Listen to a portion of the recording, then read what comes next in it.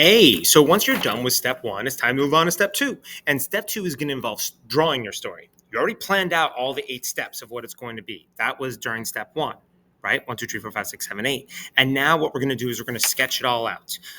So what you're going to do is you're going to take a plain white piece of paper and you're going to fold it in half. Then you're going to fold it in half again.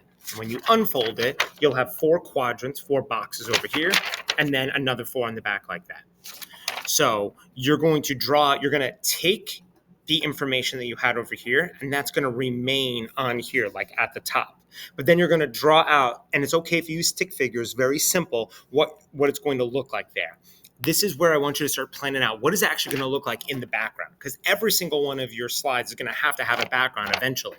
So this is where you can start to plan out what that will actually look like there. So for example, this is a story about soccer. Bob was getting prepared for his game, so he started shooting. He's practicing over here. Notice that there's a star here. That'll come back. As he practiced, his coach said the game was about to start. Bob went onto the field and the game started. So you can imagine over here, although it's simple, this is going to be a soccer field with many characters there. There's another star here. Bob waited for one of his teammates to pass the ball. Step 5, Bob had only got the ball 3 times, but he always lost the ball. 6, after a little bit, it was halftime. Bob had thought about what he was going to do. Notice the different elements that are over here, right? So in this case, the ball is moving. In this one, there's a bench all of a sudden that he would be sitting on. If you want to draw him sitting, you may actually have to create that, draw that if you want to see him sitting. Otherwise, it might look awkward later. Next one, as the second half started, Bob got the ball and he dribbled towards the opponent's goal. 8, Bob shot and he scored. After a couple minutes, he had won the game and he was so happy. So this one has a star. The star indicates that there's going to be 3 different times that there's going to be an animation that we're going to see. The entire thing is an animation, yes. But in terms of the characters moving and having moving objects in there, you need to have at least 3 things. So let's think about what these 3 things would be.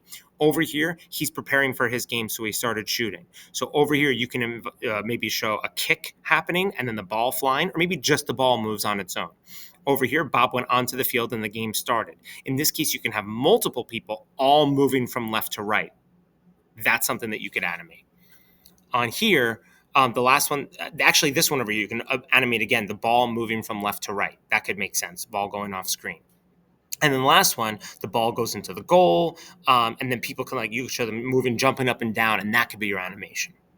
So after you have this entire thing planned out and drawn out, and you know which of the stars are going to be, you're now done with step 2. At some point, you're going to need to show this to me, and I'm going to be grading this for completion. So make sure that you get the final thing approved by me, and I'll update your grade, and then you are done with step 2, and it's time for you to move on to step 3.